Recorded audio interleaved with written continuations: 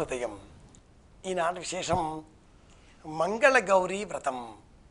వివాహం అయిన తర్వాత నవవధువు భర్త సౌభాగ్యం కోరుతూ సంతానం కలగాలి, భర్త ఆనందంగా ఉండాలి, పిల్లలు, ఇల్లు, సంసారం, అభివృద్ధి, డబ్బు, సుఖం, సంతోషం, వంశం వృద్ధి అన్నీ కావాలి అని కోరుకుంటూ మంగళగౌరీ వ్రతం అనే వ్రతాన్ని పాటిస్తుంది. ఇది యావజ్జీవ సౌమంగళ్య సిద్ధ్యర్థం అనే శబ్దంతో సంకల్పం చెప్పబడుతూ ఉంటుంది. మమ ఉపాత్త ధృతక్షేద ద్వారా శ్రీ పరమేశ్వరీ ఉద్దిశ్య శ్రీ పరమేశ్వరీ ప్రీత్యర్థం మమ యావజ్జీవ సౌమంగళ్య సిద్ధ్యర్థం పుత్ర పౌత్ర సంపత్ సౌభాగ్య సిద్ధ్యర్థం మమ వివాహ ప్రథమ వర్షాది పంచమ వర్ష పర్యంతం 5వ ఏట వరకు కూడా శ్రీ మంగళగౌరీ వ్రతమహం కరిష్యే. ఇది సంకల్పం. ఆ పిమ్మట అమ్మవారిని స్తోత్రం చేస్తాం. సకుంకుమ విలేపణ మలిక చుంబి కస్తూరికాం సమందహసితేక్షణాం సశరజాప పాశాంకుశాం అశేషజన మోహినీం అరుణమాల్యభూషాంబరాం జపాకుస్మభాసురాం జప విధౌ స్మరేదంబికాం అంటూ స్తోత్రం చేస్తాం. వివాహంలో అమ్మాయి గౌరీ పూజకు కూర్చుంటుంది. ఆ సమయంలో అమ్మాయి ఎదరగా ఒక సానరాయి, ఆ సానరాయి మీద ఒక ఇత్తడి బరినె, అందులో పసుపు ముద్ద రూపంలో గౌరమ్మను వాళ్ళ తల్లిగారు అమ్మాయి చేతికి అప్పగించి, అమ్మాయి శ్రీమాత్రే నమః అని పూజించు అని మొదలు పెడతారు. అది మొదలుగా ఆ అమ్మాయి ఆ గౌరమ్మను పూజిస్తూ ఉండాలి. వివాహంలో కాకంటే పూర్వమే, అంటే వివాహం అవుతుంది ఆ సమయంలో దీక్ష స్వీకరించి అమ్మాయిని పెళ్లి కూతురు చేసిన తర్వాత ఇలా ఆ గౌరమ్మ పూజ ప్రారంభం చేస్తే ఆ గౌరమ్మను అలాగే అత్తవారింటికి తీసుకువెళుతుంది అమ్మాయి.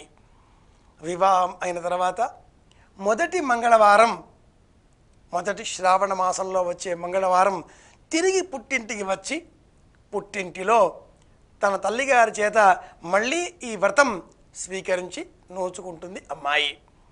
అలా 4 మంగళవారాలు 5 మంగళవారాలు ఆ శ్రావణ మాసంలో ఎన్ని వస్తే అన్ని మంగళవారాలు పుట్టి ఇంట ఈ వ్రతాన్ని నోచుకోవాలి.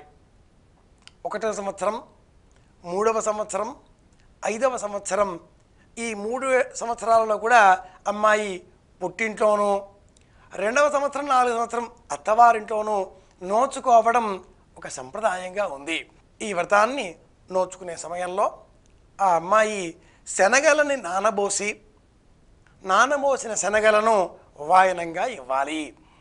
అలాగే 5 బియ్యం పిండితో చేసినటువంటి చిన్న చిన్న కుందులలో ఆవు నెయ్యి వేసి దీపం వెలిగించి మంగళగౌరీ వ్రత కథ అనే ఒక కథను చదువుకోవాలి.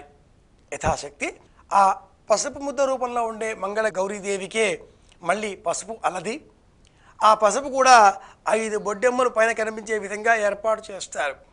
అలా అలంకరించి షోడశ ఉపచారములు చేసి వత్తిపత్తి, కుంకుమ, అక్షింతలు, గంధం, పువ్వులు, అగరొత్తులు, నైవేద్యం, హారతి అన్నీ అర్పించి ఆ పిమ్మట ఒక అట్లకాడకి కానీ, గరిటకి కానీ, శలాకకి కానీ, చాకు ఇనప పదార్థానికి కానీ ఆముదం రాసి ఈ 5 బియ్యం పిండి ప్రమిదలలో ఆవు నేతితో దీపం వెలిగించి ఆవు నెయ్యి కానీ ఆముదం కానీ వ్రాసిన ఆ చాకు, శలాక, అట్లకాడ దానితో కాటుక పట్టుకోవాలి.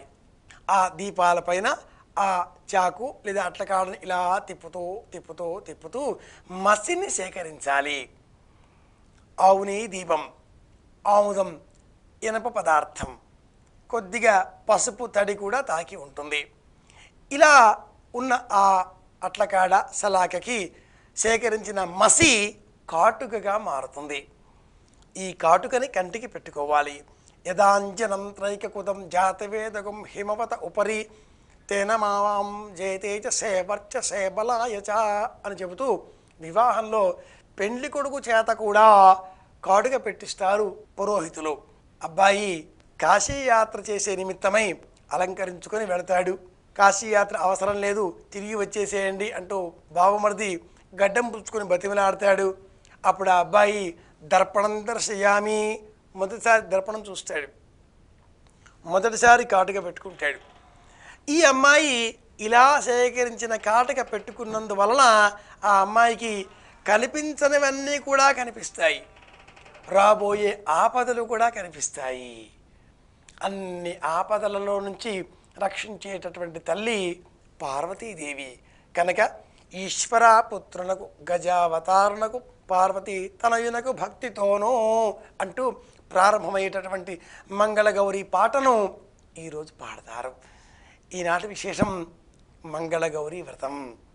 కాటుక పెట్టుకుందాం, ఏ ఆపదలు ఆటంకాలు లేకుండా జీవితాన్ని నిష్కంటకంగా మార్చుకొని ఆనందమయం సుఖప్రదం చేసుకుంటూ అందరి ఆనందాన్ని కోరుకుందాం, అందరి సౌభాగ్యాన్ని కోరుకుందాం. శుభమస్తు.